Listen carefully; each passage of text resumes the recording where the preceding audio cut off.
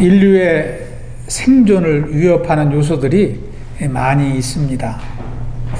여러분은 그런 생각 해보셨는지 모르겠습니다만은 인류가 멸망한다면 무엇으로 멸망한다고 생각을 하십니까?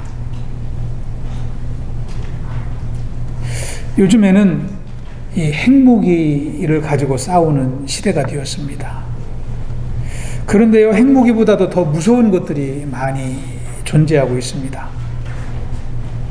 여러분, 코비드-19도 지금까지 5년째 사라지지 않고 있습니다. 어떤 분들은 인류가 멸망하게 된다면 바이러스 때문에 인류가 다 죽음을 맞이할 것이다. 그런 추측을 하는 사람도 있습니다.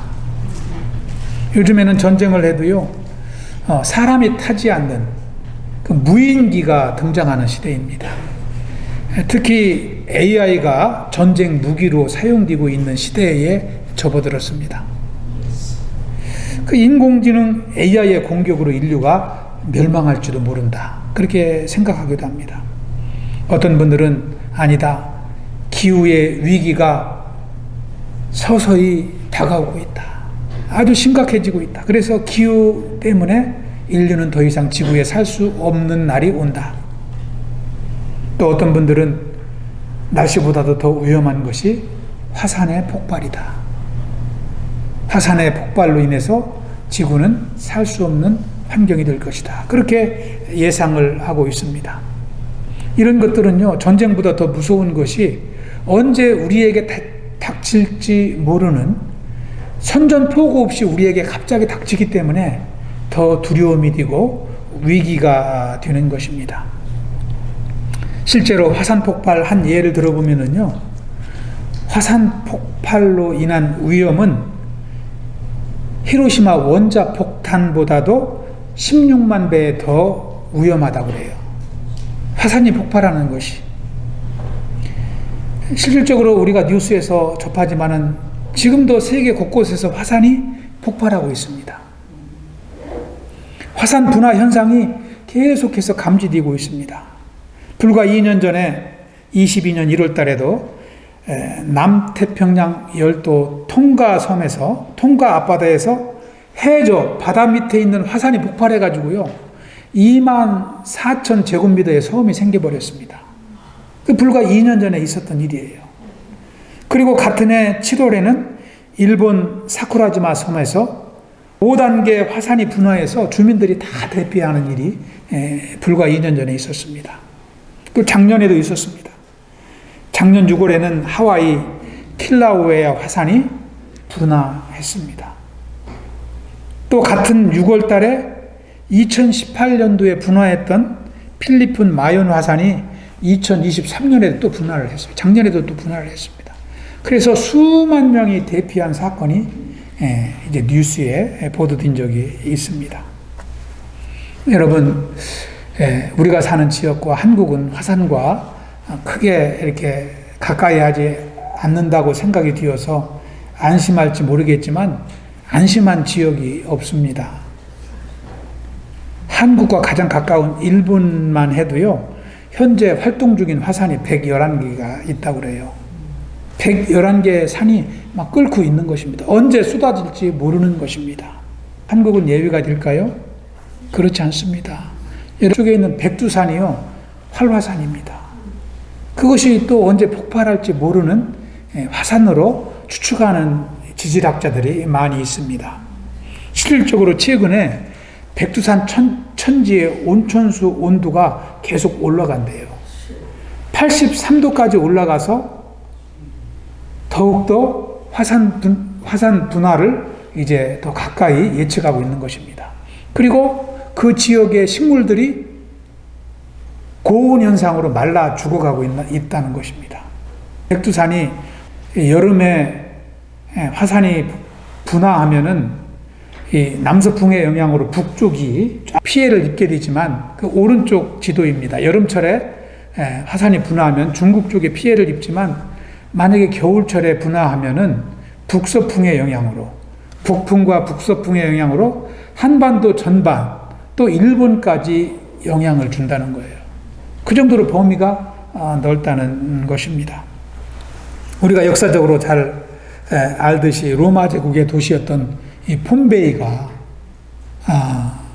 이 베수비오 화산 폭발로 인해서 도시 전체가 한순간에 다 덮여버렸잖아요. 화산재로. 그대로 사람과 동물의 형상이 그대로 재에 덮여서 죽은 모습들이 지금까지 전해지고 있는 것입니다. 이 폼베이는 당시 로마 제국의 문화가 꽃피었던 도시인데 화산 폭발로 도시가 없어져 버린 것입니다. 현재 우리가 살고 있는 지구상에는 1,500개 이상의 이러한 활화산이 있습니다. 이 화산 폭발도 상당한 위험 요소가 되는 것이죠.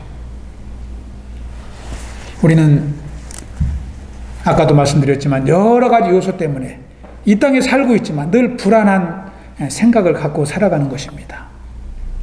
주님이 아니면 평안을 찾을 곳이 지구상에는 없는 줄 믿습니다.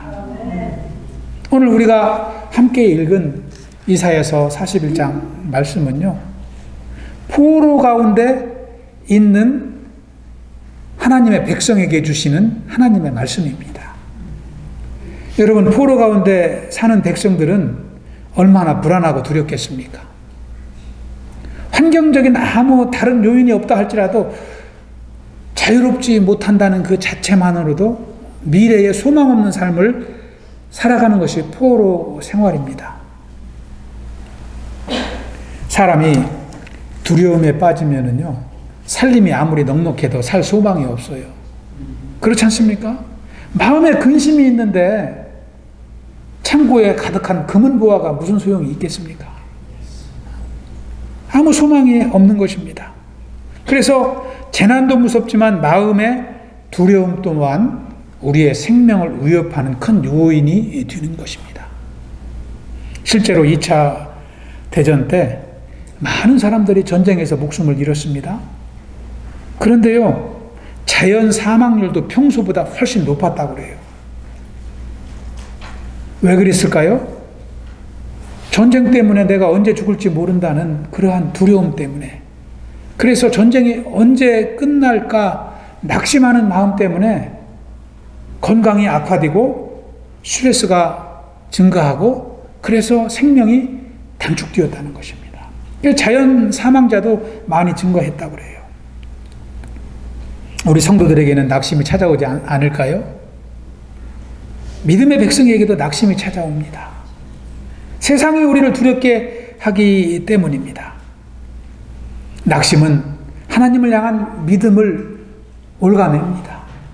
그래서 우리의 믿음을 연약하게 하고 우리의 소망을 끊어놓기 위해서 몸부림치는 것입니다. 오늘 본문은 바벨론 포로로 잡혀가 두려움 속에 하루하루 살아가는 이스라엘 백성들에게 주시는 하나님의 말씀이라고 했습니다. 하나님께 불순종하고 살다가 이제는 바벨론의 포로로 끌려가 살고 있는 것입니다. 두려움과 낙심 속에 그들은 하루하루를 견디며 살고 있었습니다. 그런데 오늘 말씀 8절에 보면은 그들을 향하여 하나님이 이사야 선지자를 통해서 말씀을 선포하십니다. 뭐라고 말씀합니까? 우리 다시 한번 8절을 읽어보겠습니다. 시작. 그러나 나의 종 너 이스라엘, 내가 택한 야곱아, 나의 벗 아브라함의 자손아. 하나님은 여러 가지 호칭을 써서 이제 이스라엘 백성들을 부르십니다. 여기 보면 첫 번째 나의 종이라고 부르고 있습니다. 그것은 하나님의 구원 사역의 부름을 입은 하나님께서 구별하신 존재라는 것입니다. 나의 종이라는 것이죠. 하나님의 사역의 일꾼으로 하나님이 부르신 이스라엘 백성이라고 하나님은 말씀하십니다. 그리고 내가 택한 야곱이라는 말은 하나님께서 구별하여 그들을 선택하실 정도로 가치 있는 인생이라, 이렇게 하나님은 말씀하고 있는 것이죠. 나의 벗이라고 부르는 것은 무슨 뜻이 있을까요? 지금은 포로 생활하고 있지만 그들은 하나님의 친구라는 거예요. 여러분, 벗이 친구라는 말 아닙니까? 하나님은 포로 생활 가운데 낙심하고 있는 그들에게 친구라고 다시 부르고 있는 것입니다. 뿐만 아니라 아브라함의 자손이라고 부르고 있어요. 아브라함의 자손이라는 것은 믿음의 후손이라는 거예요. 장차 하나님 나라를 이어받을 상속자라고 그들에게 부르고 있는 것입니다. 여러분, 뿐만 아니라 9절을 보시기 바랍니다. 9절을 다시 한번 읽어보겠습니다. 시작. 내가 땅끝에서부터 너를 붙들며 땅 모퉁이에서부터 너를 부르고 네게 이르기를 너는 나의 종이라 내가 너를 택하여 싫어하여 버리지 아니하였다 하였노라. 아멘. 얼마나 이스라엘 백성들이 이 하나님의 음성을 들었을 때 위로가 되었을까요? 하나님은 그들을 하나님의 일을 위해서 땅끝에서부터 그리고 세상의 가장 먼 곳에서부터 불러왔다고 그렇게 말씀하고 계십니다. 하나님께서 친히 그들을 구별하여 택하신 것을 강조하고 계십니다. 저와 여러분은 어떻게 하나님께 부르심을 받았습니까? 저와 여러분도 우리가 하나님을 선택한 것이 아니라 하나님께서 죄의 노예로 사는 우리를 선택하신 거예요. 우리에게 먼저 찾아오셔서 은혜 주시고 하나님을 찾게 하신 거예요. 뿐만 아니라 우리가 먼저 하나님을 사랑한 것이 아니라 하나님이 먼저 죄악에 빠진 우리를 사랑하신 것입니다. 그래서 누구를 보내주셨어요? 예수님을 보내주신 거예요. 하나님의 가장 귀한 비같은 선, only 비같은 선, 그의 아들 예수를 우리에게 보내주신 줄로 믿습니다. 그래서 에베소서 2장 8절은 이렇게 선포하고 있습니다. 너희는 그 은혜에 의하여 믿음으로 말미암아 구원을 받았으니 이것은 너희에게서 난 것이 아니요 하나님의 선물이라. 할렐루야. 우리는 늘 이것을 잊지 말아야 됩니다. 항상 이것을 잊지 말아야 됩니다. 하나님은 죄악에 빠진 우리 인생을 죄악 속에 버려두지 아니하시고 은혜로 구원하여 주셨습니다. 죄악에 썩은 내 육신을 주님이 쓰시려 했네. 죽음의 덫에 걸려있는 몸 주님이 쓰시려 했네. 속죄하는 손 치유하시고 속죄하는 마음 치유하셨네. 새 생명 얻을 이 몸 다 바쳐 주님께 영광 돌리리. 평생 갚아도 빚진 자 되어 주님의 빚진 자 되어 주님 가신 길 택하였건만 눈물만 솟구치네. 생명 주시니 주님 능력 주시니 주님이시라. 말씀 전하여 복음 전하여 주님의 빛을 갚으리. 아멘. 하나님은 이스라엘을 부르셨을 뿐만 아니라 저와 여러분을 부르시고 축복하신 줄로 믿습니다. 이뿐이 아닙니다. 여러분 10절 말씀을 보시면은요, 하나님은 포로된 이스라엘을 부르셨을 뿐만 아니라 그들을 향하여 새로운 약속을 선포하십니다. 여러분 어떠한 약속을 선포하시는지 다시 한번 읽어보겠습니다. 시작. 두려워하지 말라. 내가 너와 함께함이라. 놀라지 말라. 나는 네 하나님이 됨이라. 내가 너를 굳세게 하리라. 참으로 너를 도와주리라. 참으로 나의 의로운 오른손으로 너를 붙들리라. 아멘. 여러분 다 암송하시는 말씀이죠. 예. 참 놀라운 하나님의 은혜의 말씀이 아닐 수가 없습니다. 이 말씀에 무슨 의미가 있을까요? 첫 번째는 두려워하지 말라, 내가 너와 함께 한다는 거예요. First, I am with you. 포로 가운데, 두려움 가운데, 낙심 가운데, 소망이 없이 떨고 있는 그들에게 하나님은 I am with you. 내가 너와 함께 한다. 그렇게 말씀하고 있습니다. So do not fear. I am with you. 두려워할 필요가 없다는 것입니다. 이것은 이스라엘 백성을 향한 하나님의 위로의 메시지입니다. 두려움 가운데 누가 옆에서 나와 함께 있는다는 것보다 더 큰 축복이 있을까요? 두려운데 무슨 재물이 필요합니까? 두려운데 무슨 명예가 필요합니까? 내가 두려워서 벌벌 떨고 있는데 무슨 좋은 집이 필요해요? 좋은 자동차가 필요합니까? 위로가 필요한 것입니다. 위로가 필요한 것입니다. 하나님은 위로의 하나님이신 줄 믿습니다. 이스라엘은 전쟁에 패배해서 바벨론 포로가 되어서 자유가 없고 언제 죽을지도 모르는 두려움 속에서 아무 소망 없이 살고 있을 때 하나님은 이 말씀을 하신 거예요. 천지를 창조하신 하나님께서 함께 하신다고 말씀하는 것입니다.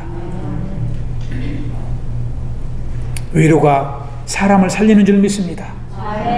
저 여러분이 위로자가 되시길 축원합니다. 어떤 장로님 한 분이 사업에 실패해서 많은 빚을 지게 해주었다고 그래요. 그래서 이 장로님은 가장으로서 아내와 자식에게 면목이 없습니다. 마음이 너무 괴로웠어요. 집에 들어갈 수가 없어요. 그래서 밤늦게까지 거리를 헤매이며 삶을 포기할까 말까 막 괴로워합니다. 그러다가 자정이 다 되어가지고 집으로 돌아왔습니다. 집에 들어갔는데 대문을 열고 들어가니까 집 안에 불이 환하게 켜 있는 거예요. 몰래 집 안에 들어가려고 자정에 들어갔는데 불이 환하게 켜 있는 거예요. 대문 소리를 듣고 아내가 거실에서 뛰어나오면서 그 장로님을 맞이하는 거예요. 그리고 장로님에게 이야기합니다. 여보, 어디서 이제 와요? 온 세상 사람이 당신을 보고 손가락질을 한다 해도 나는 당신을 믿어요. 위로의 메시지를 전하는 것입니다. 비록 당신이 부도가 나서 은행에 많은 빚을 졌지만, 사람들에게 빚을 졌지만 당신의 신용은, 당신의 믿음은 부도나지 않았어요. 그렇게 위로를 하는 거예요. 돈은 부도났지만 당신은 부도나지 않았다는 거예요. 나는 당신을 믿어요. 우리 아이들도 당신을 사랑하잖아요. 그러면서 장로님을 막 안아줬어요. 장로님이 그 말을 듣고서 아내에게 달려들어서 무릎을 꿇고 막 엉엉 울었어요. 그 자리에서. 요즘 돈 좋아하는 자매님들 같으면 아마 이런 위로의 말보다는 당장 이혼하자고 할 사람도 있을지도 몰라요. 근데 믿음의 여인의 위로가 장로님을 감격하게 한 거예요. 이 말을 듣고 장로님은 그날 이후로 용기를 가졌다고 그래요. 그리고 거짓말같이 사업을 다시 시작해서 빚을 다 갚고 일어섰다는 이야기입니다. 하나님은 위로의 하나님이신 줄 믿습니다. 세상은 우리를 낙심하게 하지만 하나님은 우리를 인커리지 하십니다. 우리를 세워주십니다. 한 설문조사 기관에서 수백 명의 남성에게 질문을 했습니다. 가장 살만날 때가 언제입니까? 이렇게 물어봤대요. 그랬더니 첫째가 아내와 가족에게 위로받을 때라고 대답했다고 해요. 아내와 가족에게 위로받을 때. 두 번째는 직장에서 인정받을 때예요. 그러니까 가족에게 위로받는 것이 그렇게 큰 위로가 되는 거예요. 여러분, 칭찬은 고래도 춤추게 한다는 책도 있습니다. 이게 외국 책인데요. Well Done이라는 책이 한국말로 그렇게 번역이 됐어요. 칭찬은 고래도 춤추게 한다. 그런 말이 있어요. 칭찬과 격려는 우리에게 용기를 주는 줄 믿습니다. 하나님은 이렇게 이스라엘 백성들을 위로하시기 위해서 이사야 선지자를 그들에게 보내신 줄 믿습니다. 저와 여러분이 이 땅을 사는 동안 하나님의 위로를 통해서 승리의 삶을 살아갈 수 있길 축원합니다. 두 번째, 오늘 10절 말씀해 보시면 하나님께서 그들의 하나님이 되신다고 말씀하고 있습니다. I am your God. I am your God. 이것은 하나님과 이스라엘 백성의 릴레이션십, 관계를 가리키는 말이에요. 내가 너의 하나님이라는 것은요, 그들은 하나님의 자녀요 백성이라는 것입니다. 그 관계를 다시 한번 알려주는 말씀인 것이죠. 하나님과 백성의 관계, 아버지와 아들의 관계인 것입니다. 포로 신세가 된 이스라엘은 지금 이 순간 지푸라기라도 잡고 싶었을 것입니다. 그런데 하나님께서 그들의 아버지가 되신다고 말씀하고 계십니다. 여러분, 누가 포로에게 이런 위로의 메시지를 전할 수 있을까요? 놀라운 하나님의 은혜가 아닐 수가 없습니다. 서두에서 말씀을 드렸지만 우리가 사는 세상은 불안한 세상이라고 했습니다. 전쟁이 끊이지 않고 세계에서 지금도 자연재해가 끊이지 않고 있습니다. 그런 것들은 우리를 두렵게 하고 우리의 삶을 흔들려고 합니다. 여러분, 3주 전에도 큰 허리케인이 지나갔잖아요. 이 플로리다 또 이 미 남부 지역에 큰 피해가 있었습니다. 3주 전에 허리케인 헐린이 큰 피해를 남기고 갔는데 일주일 전에는 또 밀턴이 와가지고 3,000원짜리를 또 상처 입히고 더 많은 피해를 입히고 지나갔습니다. 우리 남침예교 산하의 한국 교회도 교회가 지붕이 날아가고 또 나무가 다 쓰러지고 예배를 드릴 수 없는 교회가 지금 많이 생겼어요. 자, 우리가 기도해야 될 줄로 믿습니다. 우리가 자유롭게 살아도 세상이 불안한데 포로로 살고 있는 이스라엘 백성들은 얼마나 불안하겠습니까? 그런데 그들을 향하여 하나님은 함께 하시겠다라고 관계를 확인시켜 주시는 것입니다. 이스라엘아, 놀라지 말라. 내가 너의 하나님이란다. 내가 너의 하나님이란다. 그렇게 말씀하는 것입니다. 얼마나 든든한 말입니까? 저와 여러분이 불안한 인생길 가운데 이 음성 듣고 살 수 있길 축복합니다. 하나님 아버지를 의지할 때 우리에게 평안이 찾아오기 때문입니다. 미국 테네시주의 한 작은 마을에 벤 후퍼라는 아이가 태어났습니다. 여러분 아시는 분이 있을 것입니다. 그는 몸집이 작았습니다. 그리고 사생아로 태어났어요. 아버지가 누군지 모릅니다. 그래서 마을 사람들은 자기 자녀를 이 벤과 함께 놀게 하지 못했어요. 아비 없는 자식이라고 홀대했습니다. 교육받지 못한 자녀라고 홀대했어요. 그리고 친구들도 그와 함께 하려고 하지 않았습니다. 멸시했습니다. 그런데 벤 후퍼가 12살이 되었을 때에 마을의 작은 교회에 목사님이 새로 부임하셨습니다. 벤 후퍼는 그동안 교회를 안 다녔는데 목사님이 새로 오셨다는 소식을 듣고 가보고 싶은 마음이 생겼어요. 그래서 예배가 시작되기 전에는 가지 못하고 예배가 시작되고 사람들이 다 예배당에 앉아있을 때 몰래 교회 문을 열고 들어가서 맨 끝에 앉아서 예배에 참석했습니다. 그리고 사람들과 마주치기 싫어서 목사님이 축도하실 때 먼저 교회 예배당을 빠져나갔어요. 그렇게 교회를 다니다가 하루는 목사님의 말씀에 은혜를 받게 됩니다. 감동을 받았어요, 이 소년이. 그래가지고 목사님 말씀을 듣다 보니까 또 예배에 은혜를 받다 보니까 그냥 먼저 나가는 일을 잊어버렸어요. 그래가지고 축도가 끝나고도 앉아 있었어요. 그러고 보니까 사람들이 먼저 막 교회를 빠져나가는 거예요. 그래서 어쩔 수 없이 벤 후퍼도 사람들 틈바구니에 끼어서 예배당을 빠져나갔습니다. 나가면 목사님이 성도들하고 악수를 하잖아요. 벤 후퍼에게도 목사님이 악수를 청했습니다.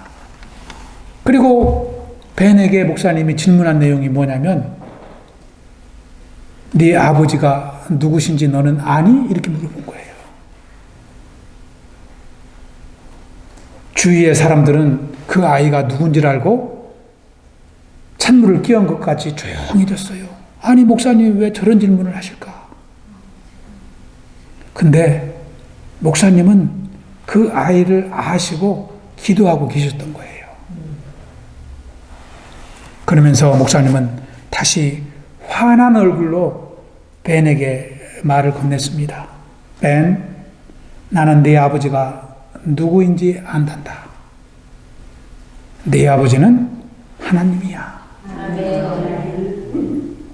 너는 하나님의 아들이야.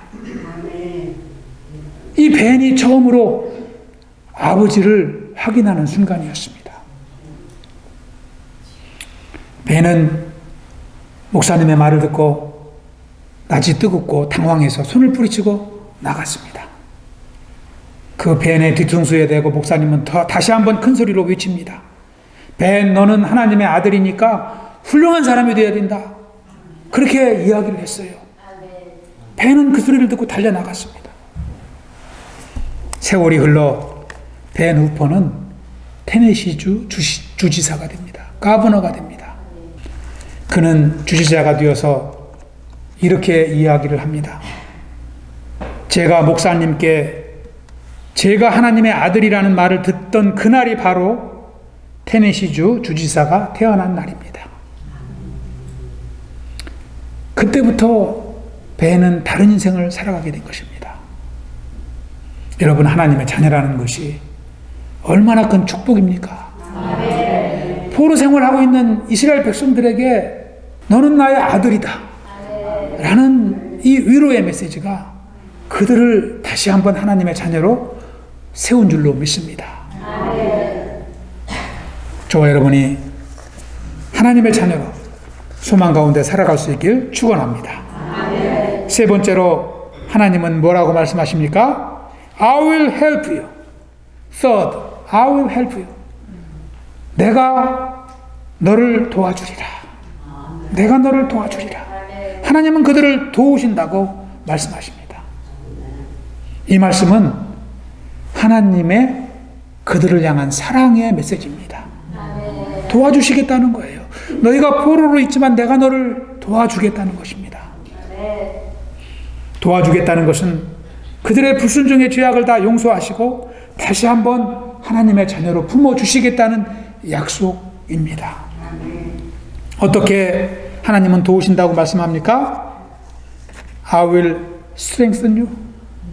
내가 너를 강하게 하리라. 그렇게 말씀하십니다. 강하게 하신다는 것은 육체적으로 강하게 할 뿐만 아니라 마음으로 강하게 한다는 것입니다. 믿음을 심어 주시겠다는 것입니다. 여러분, 체구가 커도요, 믿음이 없으면 힘을 쓸 수가 없습니다. 누구를 보면 알 수 있어요? 다윗과 골리앗을 보면 알 수 있어요. 소년 다윗이 2m 70cm 되는 골리앗을 넘어뜨립니다. 이 믿음의 힘입니다. 골리앗이 아무리 키가 크고 무장을 했지만 다윗 앞에서 무기력하게 넘어진 것입니다. 그러므로 믿음의 용사가 되기 위해서는 우리가 아버지 하나님을 믿어야 됩니다. 하나님, 무로부터 힘이 나오기 때문입니다. 사람의 돈이나 권력이나 명예로 강하여지는 것 같지만 그런 것은 잎이 무성한 무화과 나무와 똑같습니다. 금방 시들어버립니다. 세상 세월이 눈 깜빡할 사이에 흘러가면은 다 허무한 것이 되는 거예요. 그러니까 우리는 속지 말아야 됩니다. 진정한 강함은 주님 안에 있습니다. 주님이 주시는 믿음으로 강하게 될 때 저와 여러분이 사단의 공격을 이기고 승리의 인생을 살아가는 줄 믿습니다. 두 번째로 하나님은 능력의 손으로 붙들어 주시겠다고 또한 말씀하십니다. I will uphold you with my righteous hand. 하나님께서 강한 손으로 이스라엘을 붙들어 주시겠다고 말씀하고 있는 것입니다. 세상 사람들과 같이 염려하고 근심하지 말고 믿음으로 나아가야 됩니다. 주님 안에 승리의 길이 있기 때문입니다. 여러분 11절과 13절을 한번 우리 마지막으로 읽어보겠습니다. 11절에서 13절 말씀 시작. 보라, 내게 노하던 자들이 수치와 욕을 당할 것이요 너와 다투는 자들이 아무것도 아닌 것 같이 될 것이요 멸망할 것이다. 네가 찾아도 너와 싸우던 자들을 만나지 못할 것이요 너를 치는 자들은 아무것도 아닌 것 같고 허무한 것 같이 되리니 이는 나 여호와 너의 하나님이 네 오른손으로 붙들고 네게 이르기를 두려워하지 말라 내가 너를 도우리라 할 것임이니라. 아멘. 11절부터 13절에 보시면 하나님은 도우신다고 약속만 하신 것이 아니라 어떻게 도우시며 어떻게 승리하게 하실지를 자세하게 기록하고 있습니다. 여러분 이 말씀을 들었을 때 이스라엘 백성들은 얼마나 큰 위로를 받았을까요? 하나님이 함께 하실 때 저와 여러분의 삶도 승리하는 줄 믿습니다. 오른손으로 하나님은 붙들어 주시고 우리를 도와주시기 때문입니다. 오늘 말씀을 정리합니다. 얼마 전에 저희 장모님이 참 소천하셨는데요. 저희 장인어른은 한 20년 전에 소천하셨습니다. 평생 교직에 몸담으셨던 장인어른은 은퇴하시고 나서야 예수님을 만나셨어요. 장모님보다 훨씬 신앙생활을 늦게 하셨어요. 근데 늦게 믿으시기 시작했지만 아주 간절하게 신앙생활 하시는 것을 곁에서 볼 수 있었습니다. 장인어른이 기도하실 때마다 붙잡았던 말씀이 바로 오늘 말씀이에요. 여러분 41장 10절 이사야서 41장 10절은 많은 사람들이 의지하는 말씀입니다. 저는 이 말씀을 준비하면서 그때가 기억나는 거예요. 20여 년 전이. 건강은 연약해져 가는데 이 말씀을 붙들 때마다 얼마나 정신이 또렷해지고 얼마나 스피릿이 임하는지 그것을 장인어른을 통해서 제가 체험했습니다. 강한 믿음을 하나님께서 심어주시는 것을 본 것입니다. 저는 그때 사람이 말씀을 붙잡고 하나님을 의지하면 죽음도 두려워하지 않는다는 것을 이제 볼 수 있었습니다. 오늘 말씀을 통해서 우리는 위로의 하나님을 만날 수 있습니다. 하나님은 위로의 하나님이십니다. 낙심한 자, 두려워한 자를 다시 세우시는 하나님이신 줄 믿습니다. 사도 바울은 고린도후서 1장에서 위로의 하나님을 이렇게 찬양하고 있습니다. 찬송하리로다. 그는 우리 주 예수 그리스도의 하나님이시요 자비의 하나님이시요 모든 위로의 하나님이시며 우리의 모든 환난 중에서 우리를 위로하사 우리로 하여금 하나님께 받는 위로로서 모든 환난 중에 있는 자들을 능히 위로하게 하시는 이시로다. 우리에게 위로를 주실 뿐만 아니라 위로받은 자들을 통해서 또 두려운 자들을 위로하게 하시는 사역을 감당하게 하셨다는 것입니다.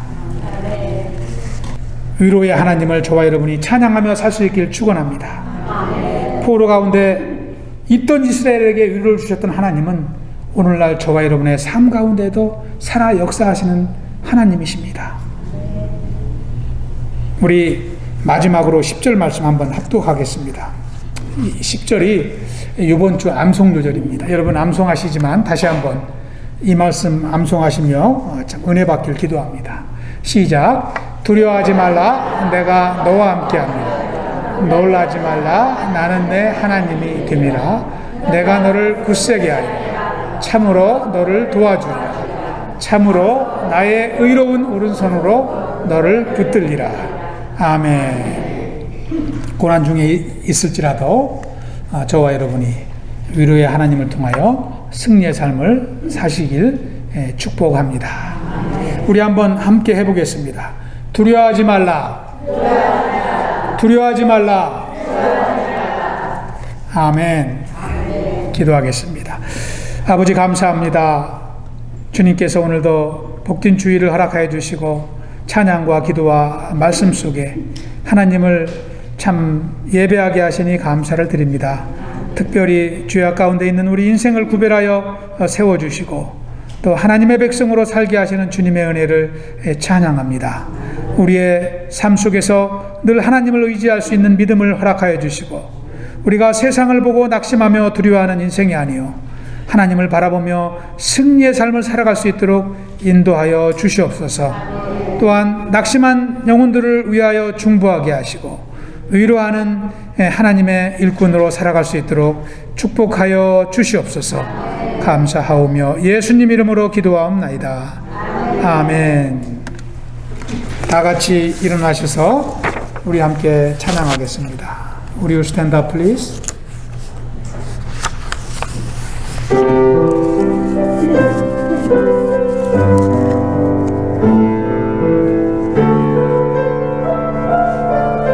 오늘 말씀을 생각하면서 우리 함께 찬양합니다.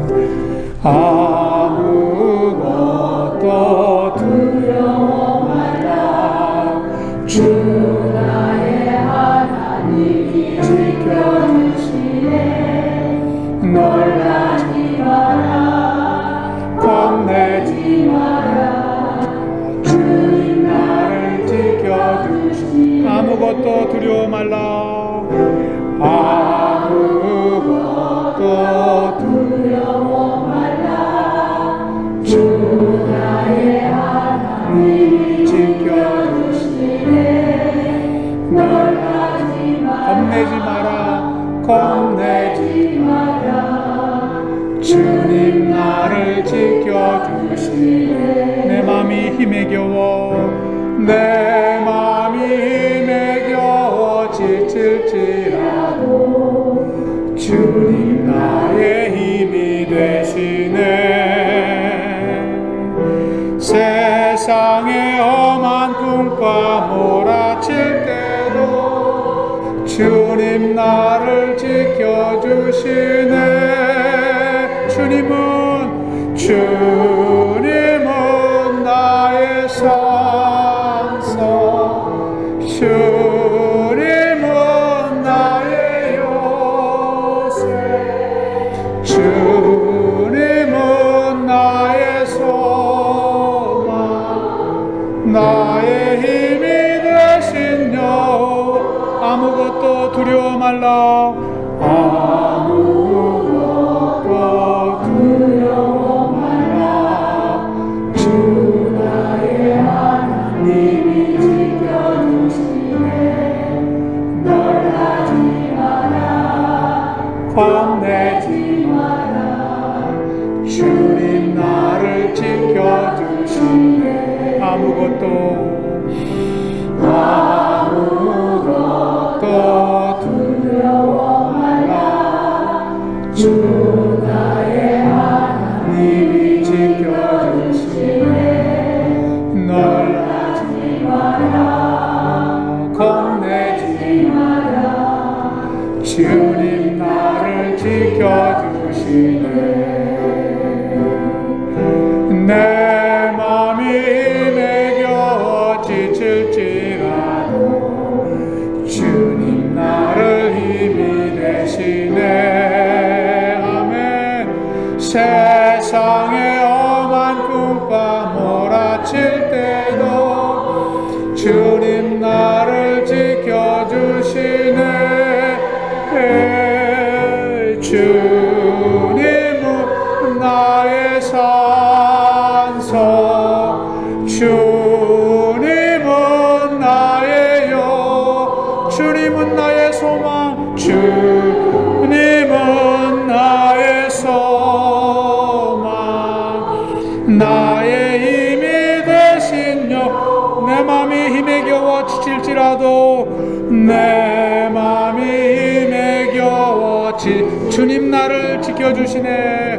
주님 나의 힘이 되시네. 세상의 험한 풍파, 세상의 험한 풍파 몰아칠 때 주님 나를 지켜주시네. 주님 나 지켜주시.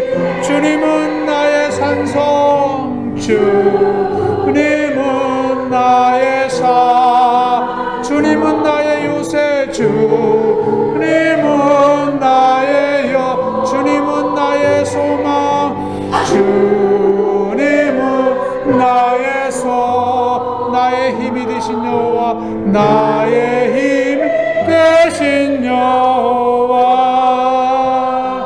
우리 이 시간 잠시 주여 한번 부르고 기도합니다. 주님, 나의 힘이 되시고 나의 능력이 되시고 나의 피난처가 되시고 참 나의 요새가 되시는 주님이심을 고백합니다.